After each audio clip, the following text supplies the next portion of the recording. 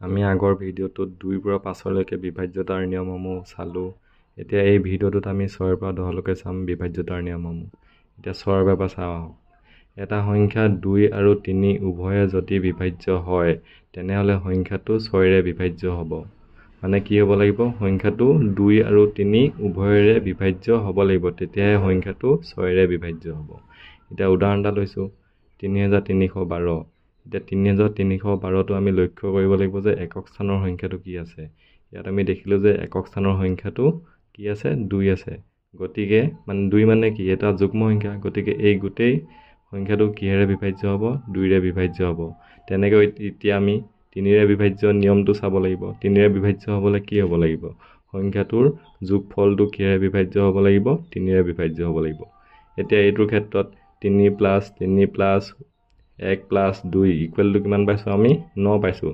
যিহেতু আমি জানো যে 9টো 3ৰে বিভাজ্য, গতিকে এই গোটেই সংখ্যাটো মানে 3312টো 3ৰে বিভাজ্য হ'ব। যিহেতু আমি দেখা পালোঁ যে এই সংখ্যাটোত 2ৰে বিভাজ্য হৈছে, লগতে 3ৰে বিভাজ্য হৈছে, গতিকে এই সংখ্যাটো অৰ্থাৎ 3312 সংখ্যাটো 6ৰে বিভাজ্য হ'ব।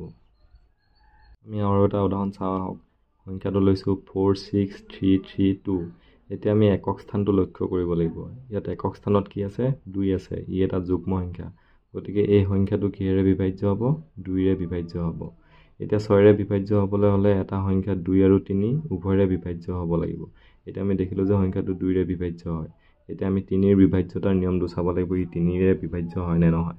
এতিয়া আমি 3ৰে বিভাজ্য হ'বলৈ কি হ'ব লাগিব? এটা সংখ্যাৰ যোগফল 3ৰে বিভাজ্য হ'ব লাগিব। 4 প্লাছ 6 প্লাছ 3 প্লাছ 3 প্লাছ 2 6 4 10 10 6 16 17 18। আমি কি পালোঁ? যোগফলটো পালোঁ 18। আমি জানো যে 18টো 3ৰে বিভাজ্য হয়, গতিকে এই সংখ্যাটো 3ৰে বিভাজ্য হ'ব। যিহেতু আমি দেখিলোঁ যে সংখ্যাটো 2ৰে বিভাজ্য হয়, 3ৰে বিভাজ্য হয়, গতিকে এই সংখ্যাটো 6ৰে বিভাজ্য হ'ব। এতিয়া আমি নেক্সট চাম এটা সংখ্যা কেতিয়া 7ৰে বিভাজ্য হ'ব। এটা উদাহৰণ লৈ চাওঁ আহক। 2961 এই সংখ্যাটো লৈছোঁ। এতিয়া আমি কি কৰিব লাগিব? ফাৰ্ষ্ট ষ্টেপ 1ত আমি কি কৰিম? আমি পোনপ্ৰথমে সদায় কি কৰিব লাগিব? এই একক স্থানৰ সংখ্যাটো অকলশৰীয়া কৰিব লাগিব। মানে কি কৰিব লাগিব? আগৰ যোনকেইটা সংখ্যা আছে, দশক, শতক আৰু হাজাৰ স্থানৰ সংখ্যাটো কি কৰিব লাগিব? আমি একেলগে থ'ব লাগিব। আৰু তাৰ পৰা একক স্থানৰ যোনটো সংখ্যা সেইটো মাইনাছ কৰিব লাগিব। মাইনাছ কৰি পিনি তাৰ লগত কি পূৰণ কৰিব লাগিব? এটা 2 এটা পূৰণ কৰিব লাগিব। এতিয়া আমি কি পাইছোঁ? 296 মাইনাছ 2 লগত 1 পূৰণ কৰিলে -2 হ'ল। মানে আমি কিমান পালোঁ? 294। এতিয়া আমি আকৌ ছেকেণ্ড ষ্টেপ কৰিম। এতিয়া ছেকেণ্ড ষ্টেপত কি কৰিম? আমি ইয়াত যোনটো সংখ্যা পালোঁ, সেই সংখ্যাটোৰ একক স্থানৰ অংকটো অকলশৰীয়া কৰিব লাগিব।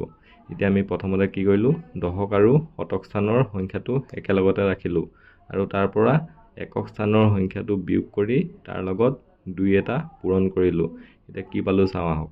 29 মাইনাছ 4 দুগুণ 8 ইকুৱেল টু কিমান পাইছোঁ? আমি 21 পাইছোঁ। আমি জানো যে 21টো 7ৰে বিভাজ্য, গতিকে এই সংখ্যাটো মানে 2961 এই সংখ্যাটো 7ৰে বিভাজ্য হ'ব। আমি আৰু এটা উদাহৰণ চাওঁ আহক। এটা সংখ্যা লৈছোঁ 3675। এতিয়া আমি পোনপ্ৰথমে কি কৰিব লাগিব? ইয়াৰ পৰা একক স্থানৰ সংখ্যাটো বিয়োগ কৰি তাৰ লগত 2 এটা পূৰণ কৰিব লাগিব। মানে আমি কি কৰিব লাগিব? 367টো একেলগে ৰাখি একক স্থানৰ সংখ্যাটো বিয়োগ কৰি তাৰ লগত 2 এটা পূৰণ কৰিব লাগিব। এতিয়া আমি কি পাইছোঁ? 367 5ৰ লগত 2 পূৰণ কৰিলে কিমান হ'ল? -10 হ'ল। ইজ ইকুৱেল টু কিমান পালোঁ আমি? 357।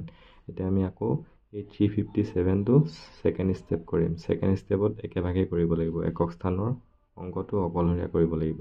আমি 35টো একেলগে ৰাখি পিনি একক স্থানৰ অংকটো বিয়োগ কৰি তাৰ লগত 2 এটা পূৰণ কৰিলোঁ।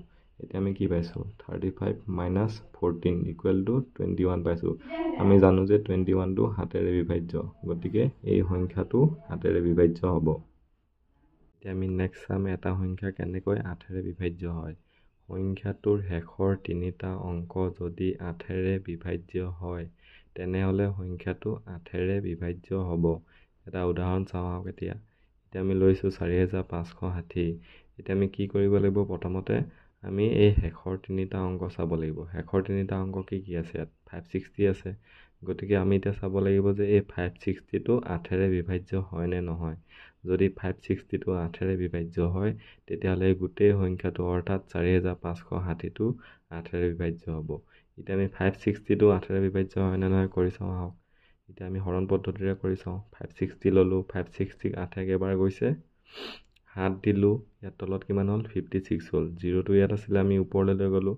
এতিয়া আমি দেখিলোঁ যে 8ৰে 560ক হৰণ গৈছে, গতিকে এই গোটেই সংখ্যাটো অৰ্থাৎ 4560ক 8ৰে হৰণ যাব। আৰু এটা উদাহৰণ কৰি চাওঁ আহক। আমি সংখ্যাটো ধৰি ল'লোঁ 2904। এতিয়া আমি কি লক্ষ্য কৰিব লাগিব? শেষৰ তিনিটা অংক। ইয়াত শেষৰ তিনিটা অংক কি আছে? শেষৰ তিনিটা অংক কি আছে? 904 আছে।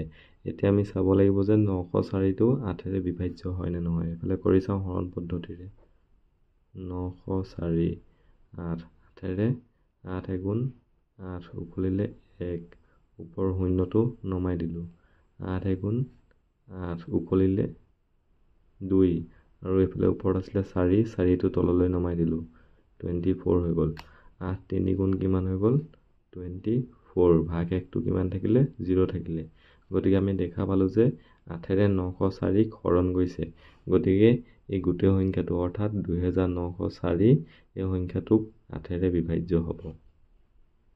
আমি এতিয়া নেক্সট চাওঁ আহক, এটা সংখ্যা কেতিয়া 9ৰে বিভাজ্য হয়। সংখ্যাকেইটাৰ যোগফল যদি 9ৰে বিভাজ্য হয় তেনেহ'লে সংখ্যাটো 9ৰে বিভাজ্য হ'ব। অৰ্থাৎ ইয়াত কি কৈছে?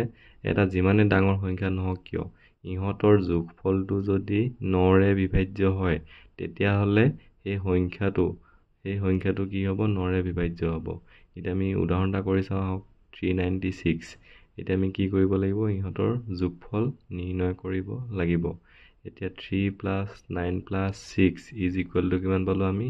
18 পালোঁ।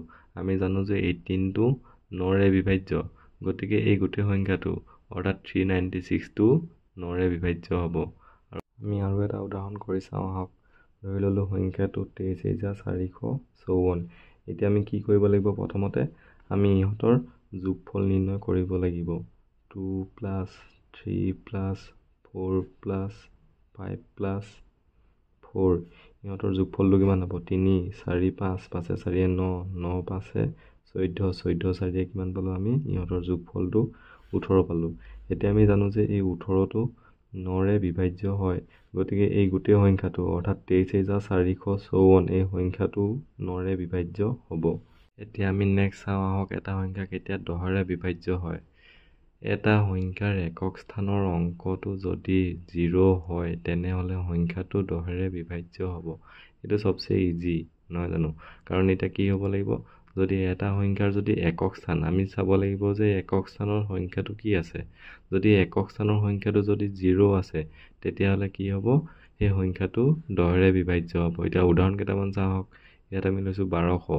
এতিয়া আমি এই সংখ্যাটোত লক্ষ্য কৰিব লাগিব যে একক স্থানৰ সংখ্যাটো কি আছে। ইয়াত আমি দেখিলোঁ যে একক স্থানৰ সংখ্যাটো 0 আছে, গতিকে এই সংখ্যাটো 10ৰে বিভাজ্য হ'ব। তেনেকৈ নেক্সট এটা ল'লোঁ 240। এই সংখ্যাটোতো আমি দেখিলোঁ যে একক স্থানৰ সংখ্যাটো 0 আছে, গতিকে এই সংখ্যাটোকো 10ৰে বিভাজ্য হ'ব। আৰু এটা লৈছোঁ 90। এতিয়া এই সংখ্যাটোত আমি দেখিলোঁ যে একক স্থানৰ সংখ্যাটো কি আছে? 0 আছে, গতিকে এই সংখ্যাটো 10ৰে বিভাজ্য হ'ব।